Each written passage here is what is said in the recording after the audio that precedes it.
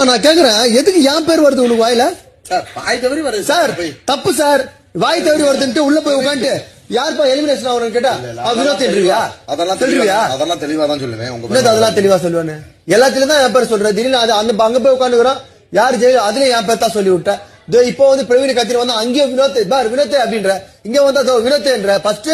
என் பேரை வந்து அங்கிருந்து அழிச்சிரு நீ எதெல்லாம் சொல்லி என்ன வெளியே இது பண்ற போற போல் ஸ்டேஷன்ல கூட யாரு உன்னை எதுனா பண்ணான்னு கேட்டா வினோத்ன்றவ போல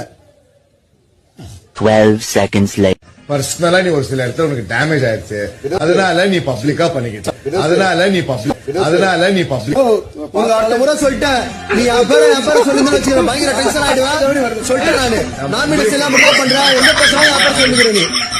எவன் வந்து பேசுறாங்க வினோத்ன்ற நீ பாசத்துல என் பேர் வருதா இல்ல